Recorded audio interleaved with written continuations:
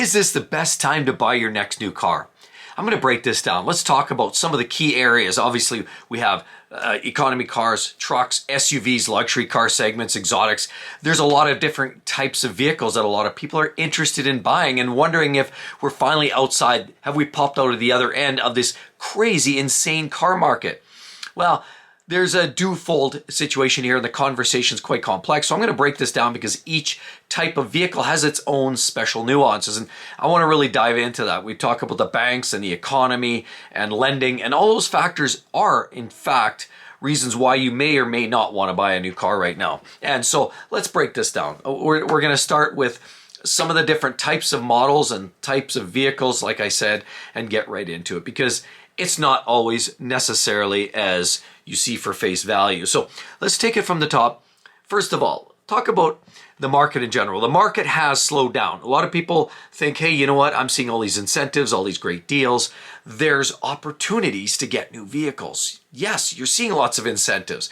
We're seeing Nissan. They gave up 99% of their profits for sake of just selling some vehicles. They have to show that they're moving product, and of course that looks good for corporate, and then of course goods for share prices. But the reality is they're not making a lot of money, and Nissan was the first to admit that they are really almost on the verge of falling over. We see Stellantis, lots of struggles. The CEO is under fire because of promises during the negotiations are forcing their feet to the fire, but they don't have the foundation. They're not making the sales to support that. So obviously we're seeing a lot of structure issues with a lot of these manufacturers. We're seeing the EVs taking a back seat. Tesla having to highly incentivize their cars because they're not selling like they once were.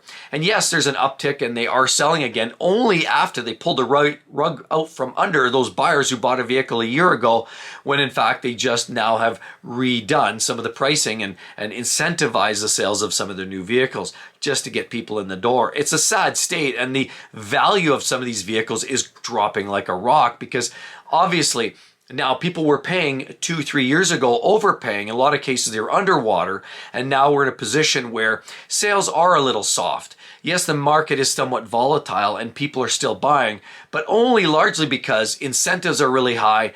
Banks were opening up their purse strings. But that's all changing now, and we're going to dive right into that. So first of all, let's get into this. Talk about luxury cars. Now, I've been shopping around looking for some cars in all these different segments. We know luxury car segment's a tough one. That because of now some of the prices on these new vehicles, especially at the upper trim levels, are extraordinarily high. So it's pushing the market down. It's pushing the market to a place where people are looking at either one, used cars, late model used cars, and vehicles typically 20,000 plus, with low miles, low Ks. Those are very sought after vehicles, and people are still grossly overpaying. Do not buy a late model used vehicle. You're overpaying, almost surefire, unless it's a piece of junk. But most of the reputable brands of high quality, people are overpaying for those still because they're hard to find. And with low miles, they're even harder to get. So the problem is with that, you're also going to overpay for interest rates. So if you're buying a used vehicle, a lot of the new vehicles interest rates we know are in at 5, 6, 7%. And the used vehicles, if you can even get financing for a lot of used vehicles, are tough. Banks a lot of times don't want to lend for a $5,000 or $10,000 loan. They want to see some serious commitment. They want to see significant amount of money down, but they want to have you in for a longer term. They can assess and grab more interest off of you, more profits. That's ultimately the business they're in. So if you want to take out $8,000 to buy that used vehicle, they're not interested. And that's why even if they do lend you the money, they're going to charge you a significant higher interest rate. So if you're buying a used vehicle, know that you're going to overpay for sure on interest charges. You're going to pay basically because supply and demand, and supply is low and demand is hot. You're going to overpay every which way. So don't even consider at this point late model used vehicles with low miles, low Ks, clean records. I mean, they're great in theory, and in some ways you gain some on depreciation, but on the other end you're paying it. You're still going to pay top insurance because likely it's a late model vehicle subject to a lot of the newer technological advancements. You're going to pay higher insurance. You're going to certainly pay higher interest charges. And in most cases, it begs the question, why would you even buy a used vehicle in the first place? Might as well just go look at a brand new one. So Enough about used vehicles. Unless you're buying something in that $12,000 to $15,000 and less, and you can buy it cash, that's the sweet spot. That's where you want to get in. And honestly, if you can do that and let that vehicle run and kind of pay it for itself for the next 8 months to 15 months, even 18 months, get out for that next year. If you can find a vehicle that, is reliable and you think you can get your money back in a year's time, that's probably the sweet spot. That is the place to get into. A used vehicle that's still well kept and well looked after, even if it's 12 or 15 years old. If you paid 10 grand for it, that's a great place to get into. Or just fix your old vehicle, put some new brakes and tires on it. That's going to save you a ton of money. But enough about that. That's the ultimate sweet spot. That's where you really want to be. But if you need a new vehicle, you don't know how to DIY, and you're just tired, your old car is junk, and you maybe can't find a good old quality used vehicle laying around, and you need something. Maybe you're an older person, you don't have tools or the garage space, you don't like DIY, you just want warranty and a peace of mind. Yeah, sometimes you just need to buy new. And we have seen the market improve and shift slightly. There are better deals. There are more incentives today than there were 2 years ago. It's still not a great place. Some people say it's a buyer's market. It's not a buyer's market.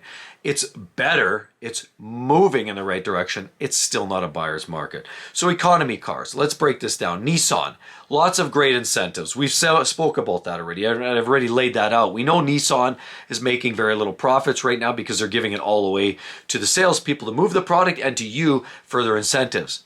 So if you want to get, say a Sentra or some of their smaller vehicles, smaller SUVs, definitely there's going to be more incentives. You can probably get yourself a new vehicle by Nissan is probably a good choice.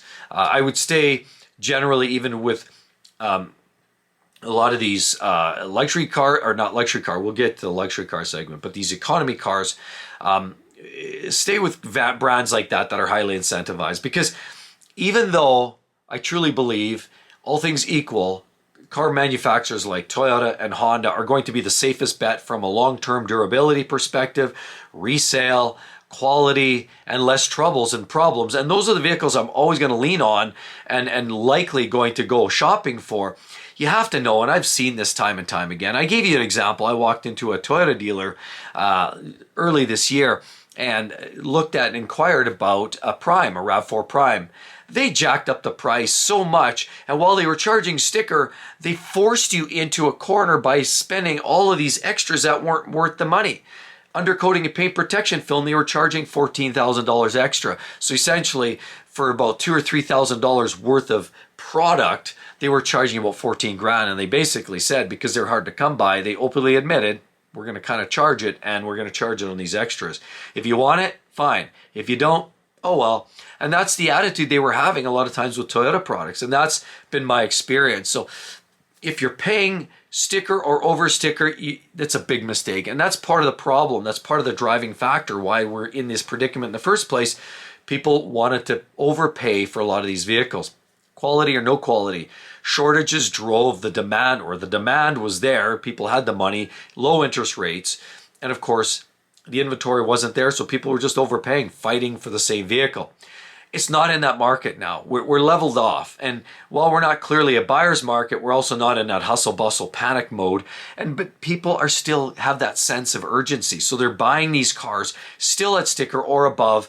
And that's the thing. That's the problem. A lot of these manufacturers, they're offering up these bogus incentives, which clearly are, a lot of them are bogus. They might tell you 1.9%, 2.9%, or even 0% financing, but they're taking it from somewhere else. They're taking it from other parts, the equity. They're charging full sticker or above, or they'll say, oh, the vehicles that qualify for that 1.9 is only these select vehicles, but they've already loaded those up with higher trim levels, added some extras and packages that you don't want or you wouldn't normally buy, but you have to buy now to get that 1.9%.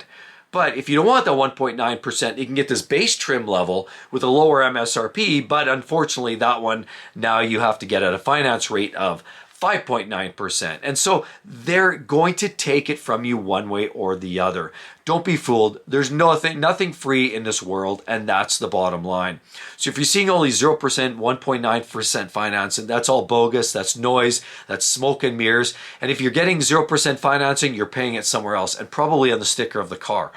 know that they're not going to give you 0% and, you know, 1% over sticker or invoice price. You're definitely going to overpay in every which way.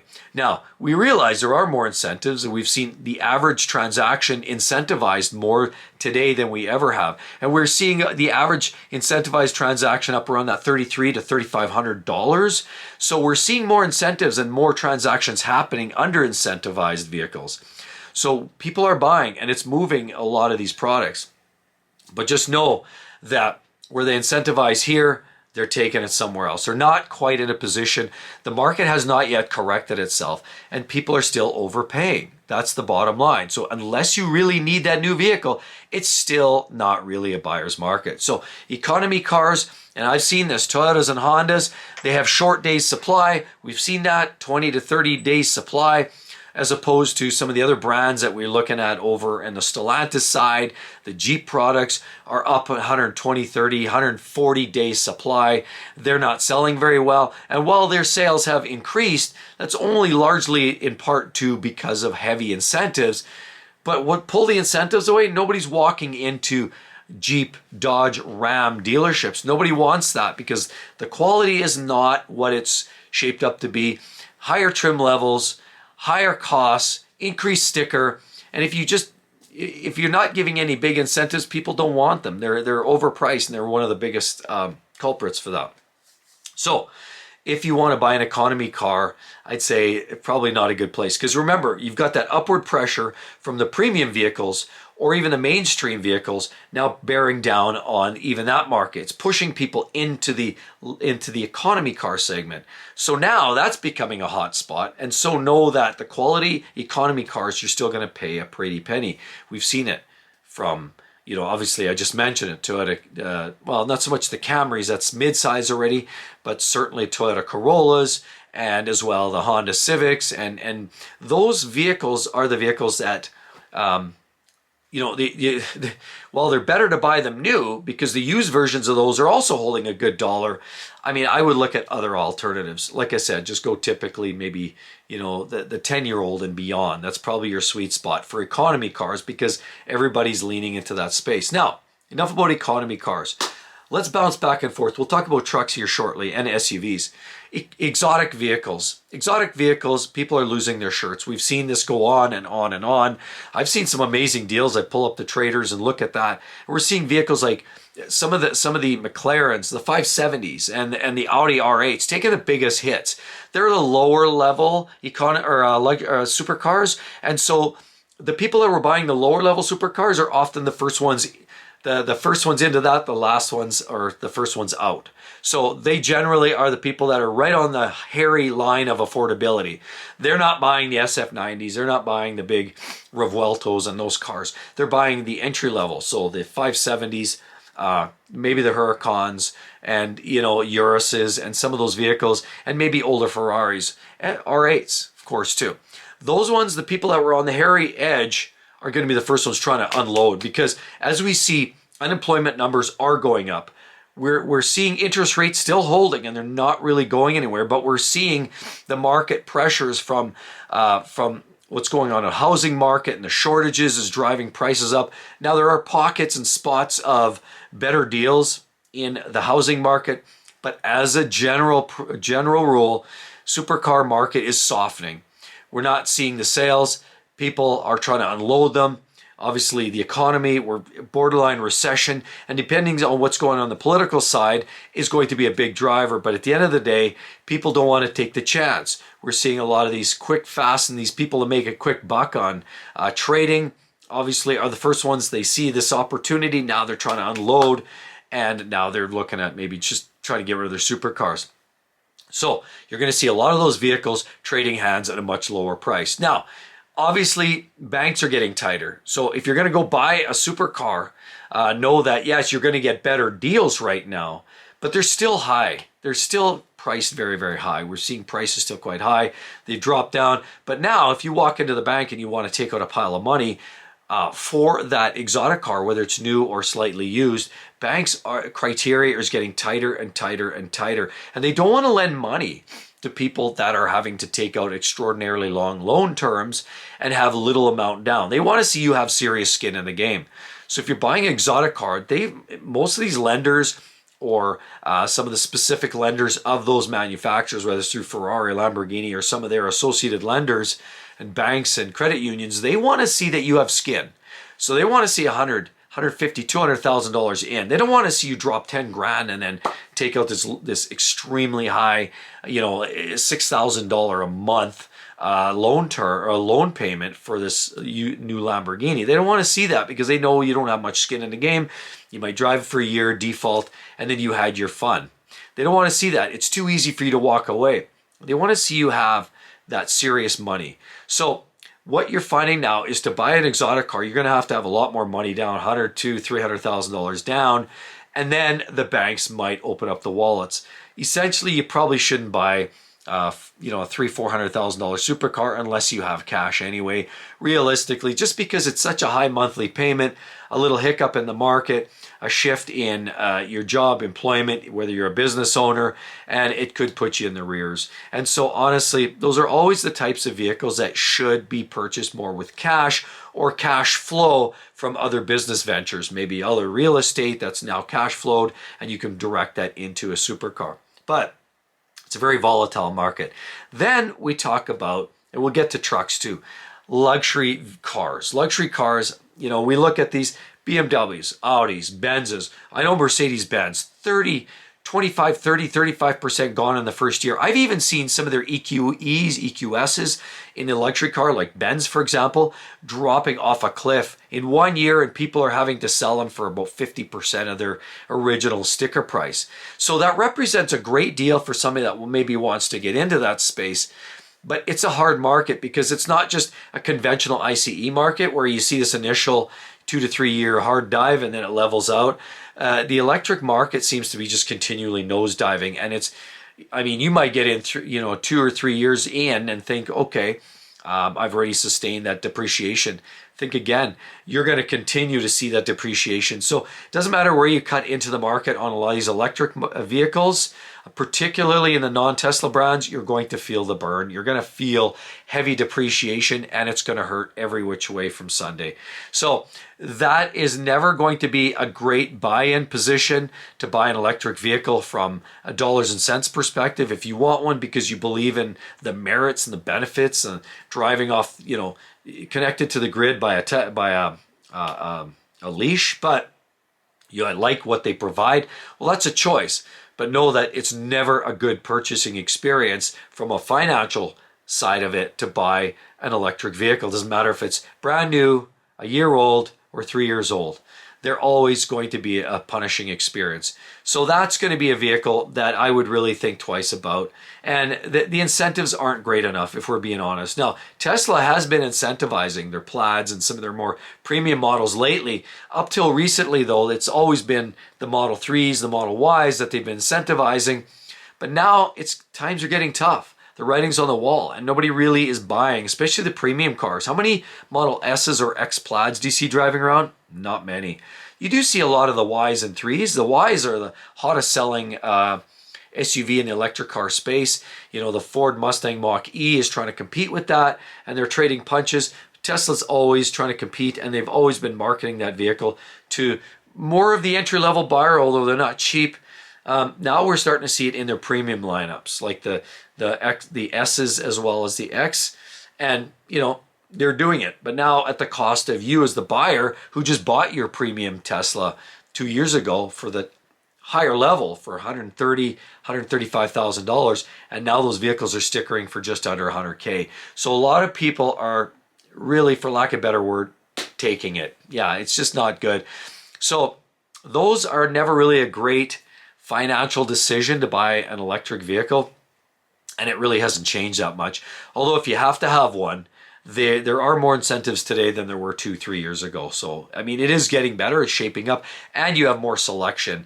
If you want something that's not necessarily Tesla, yes, there's some great opportunities out there. Now, luxury cars in general, non-electric, again, they always suffer heavy depreciation. And anybody that's holding and you're shopping around and you see this 3-year-old Mercedes and they still want 85% of the original value, that person's just holding on to yesteryears. And there's a lot of people that just can't let go. They think that the market is still there. They think that the market is still hot, but they're going to continue holding. And there's just some people that are just disconnected from reality, particularly if they're selling on the used market privately, or these dealers that are still a little bit disconnected. And I still see dealers trying to ask the premium dollar for some of these relatively late model luxury vehicles. But those aren't holding value. And know this, that we're starting to see a more traditional and conventional depreciation on the electric car segment. So traditional, when I say that, I mean you buy the car today and 3 to 4 years later, it's lost about 40 to 50% of its original value. That's typical depreciation on most luxury car vehicles, whether it's a Benz, Audi, Beamer, and Jaguar even more, Maserati, Alfa Romeo. Those are even harder depreciation. Those are more like 50% plus in the first 3 years. So I mean, those can represent great buys on the used car market, but unless you can pay a significant amount down, as in 10, 20, 30%, or even 50% down, it's just not a good place to be in, because you're going to pay the higher finance rates. A lot of banks don't want to finance a car like that. They feel that there's more security in you buying a brand new car because you have more skin in the game. Now, understand, the flip side is buying new, is insurance rates are also part of this conversation. So this is where you're going to overpay for these new vehicles still, even with some of these incentives, because we've seen 30, 40, 50% increases in the last 5 years, last 3 years. You're overpaying for the cars, and we haven't seen enough of a drop yet. But you're also overpaying for insurance. We're seeing insurance rates skyrocket because of theft, fraud. We're seeing theft numbers are way up. Of course, fraud, we see internet fraud and scams and hacks. We see people faking injuries, faking collisions. And there's a lot of these factors that are applying and affecting your insurance rates. And unfortunately, even the expensive repairs on a small fender benders, where yesterday, 10 years ago, a small fender bender might have cost, $800 to fix. That same repair now might cost more like $5,000 or $6,000 because of all the expensive sensors and bumper costs and install and extra pieces on these vehicles. They're much more expensive to fix. Insurance rates are going through the roof. And as you buy some of these new vehicles, you're going to see much, much higher insurance rates. That's also a benefit in going with some of these older vehicles, used vehicles that are in that $10,000, $12,000, $15,000 range, because now you can skip out on some of the extra insurance, higher deductibles. You're not worried about if it takes a crack in the windshield. You don't care about the dent protection, some of those other factors. Gap insurance isn't a factor because you're buying it used. I mean, there's a lot of things that you're eliminating and you're dropping costs. So it's a win to buy these older vehicles, and I continue to reiterate.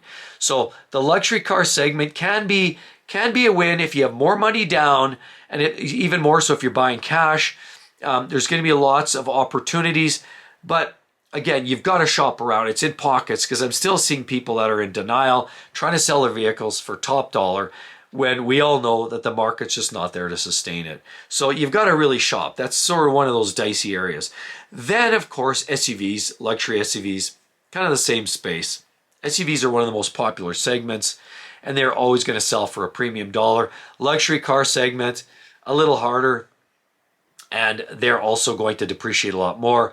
But if you're finding a quality, say Honda or Toyota SUV, they're going to hold a lot of money. So quite honestly, the manufacturers know this, and you're going to pay a lot of money. I already mentioned RAV4 Prime. They know what they've got. They know the popularity of a plug-in hybrid, because we also know that a lot of these hybrid vehicles, seem to be a very aggressively growing trend. So as the popularity increases in hybrid drivetrains, not EVs, EVs seem to be waning and falling, but hybrid, because it gives you the benefits of the economy, but they're growing in popularity, means you're fighting over some of those. There's a little bit of a small amount of feeding frenzy, as I mentioned with the RAV4 Prime. you're going to overpay in a lot of cases because it's a hot and popular topic. We even see the Maverick, the little small pickup truck by Ford, because, with hybrid technology incorporated, it was one of their best-selling vehicles. People are looking for hybrids. So hybrids are a segment in the marketplace you probably don't want to really dive into right now. You're probably going to overpay. 9 times out of 10, you're going to pay a premium. And we haven't seen that market correct yet. And it's a hot up-and-coming marketplace. I'd basically say stay away from hybrid vehicles for a while because it is such a hot market. And there's no bother in trying to negotiate and talk these dealers down and tell them that what they have isn't worth it. They know what they have. They know that there will be more people looking for that, because I would never say this other than the fact that this is a growing trend. The hybrid market space is growing in popularity. So I would honestly veer away from some of that. Pickup trucks. Fords. It blows my mind. We've seen the price increases in the last 3-4 years for pickup trucks. Ford F-150, the best-selling truck in North America. Now GM, between GM, the GMC product, and Chevy, combine the GM truck product line now collectively has oversold Ford F-150s as the best-selling light-duty pickup truck. Either way, it's a whizzing match. And these guys are smoking. I don't even know what they're smoking, but it's ridiculous because they've cracked up their prices. And same thing with Stellantis, or even worse with the Ram. They've all jacked up their prices 30, 40, 50% in the last few years. Absolutely ludicrous. Ludicrous. And we talk about that all the time on the channel. And I don't care if you're buying Ram or GM, Chevy, Ford. Just look at the stickers. And I've shown this time and time again. Sticker prices are ludicrous. Back in the day, you could get yourself a beautifully, nicely well, and I'm saying back in 2019, back in the day, you can get yourself a nicely mid-level equipped, XLT or even a Lariat pickup truck for, $45,000. Now that truck's a lot more. Let's just say $80,000, $85,000 US, Canadian, $90,000, $95,000, $100,000. We're seeing way too much price increases. Also, clearly, on the GM side, we're seeing a lot of those trucks, and they've been jacked up in prices too. They feel like they're not chronically as expensive. I feel like GM has a little bit of that, not softening, but their prices are still too high. And Ram, Stellantis, the product line's not there to support it, but they jacked up their prices, and they're trying to pitch their products as a premium product line. I'm not sure what they're thinking. Right now, buying a new truck is the absolute worst investment. Now, none of these vehicles are good investments. But if you really wanted to throw your money down the drain other than buying a new EV, buying a new pickup truck, that's probably almost as bad. Now, if you want a late model truck, shop around for something that's maybe 3 or 4 years old. Maybe it's got relatively low Ks or miles. You could probably still find some good deals out there. But honestly, even finding something, 10 years old with moderate Ks, well looked after, that's not rusty, make sure it has a good service history and it hasn't been in a collision, that's probably your sweet spot. Because a lot of these trucks with the big V8s, they're able to churn out a lot of miles, 300, 400, 500,000 miles on a good truck that's been taken care of. Whereas a lot of these new vehicles don't have the technology. We have, the shut off, the fuel management systems, hybrid incorporated in the Rams. We know some of them are having issues. We see NHTSA and complaining about some of the issues with the Rams shutting off inadvertently. So there's recalls, too much technology. The drivetrains aren't as robust. Now we have this turbo inline 6 and Ram and the Hurricanes and, the Power Strokes. Well, the Power Strokes are fine, but the EcoBoosts for Ford have been problematic, dropping valves in the 2.7s. I mean, there's just too much technology, turbocharging pricey drivetrains, and you're almost better off going something older anyway. But if you need a new truck, we can't all live in the past, I understand. There are incentives, there are opportunities, but slightly spotty. Again, remember, I've already said this. Look what's going on with Ram. They're halting their production on their classic 1500. Why is that? Why would they if it's the most affordable truck that they sell? I'll tell you why. Because it's an entry-level truck and it doesn't have the margins. They're not saying that, but it's obvious and clear to me that they're trying to go up market. And so all they want to do is sell more premium versions, these sports and upscale trucks that you're going to pay a lot more money for because they throw a bunch of options and features and technology which a lot of people don't care about. Some people want sunroof and heated seats. I get it, and it's good to have that in that market space. But a lot of people just want a truck to do work, and it's getting harder and harder to find that truck. And even when they do, even the Classic, they were still charging a significant amount of money. So it's absolutely bizarre what these OEMs have been charging for pickup trucks in the last 2 to 3, 4 years. It's absolutely bizarre, and it's uncalled for, and there has to be a market correction. I do see this coming in very short order, but we're not there yet. It's not a buyer's market yet. There are incentives, and remember, when I've said this with trucks and all the other cars, the same thing applies here. If you're seeing, and I've seen this, I've showed this, Rams $15,000 off or 0%. That's only because they're jacked up so much that they can still afford to take that much off the bottom line and still show a profit. That tells you something right there, right? But day supply on a lot of these full-size trucks are a little longer.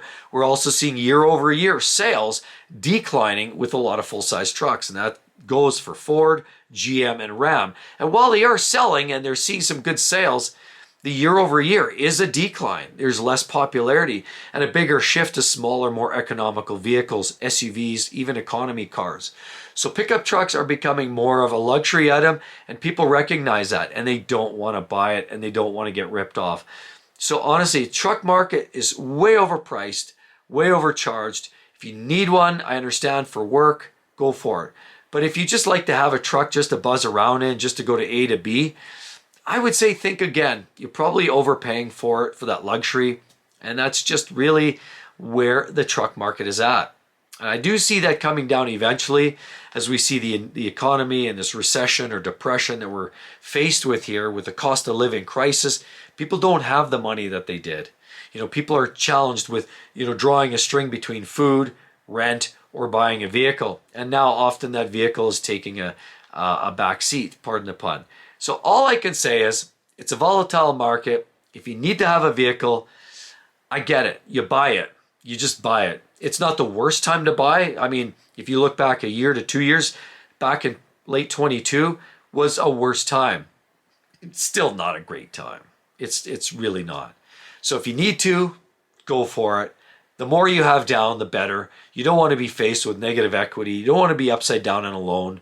Check out the gap insurance. Make sure the numbers make sense. It's not an automatic no. With the high price of these vehicles today, insurance, you want to make sure that you're not potentially holding the bag of a bunch of money to be paid out if you're in an incident.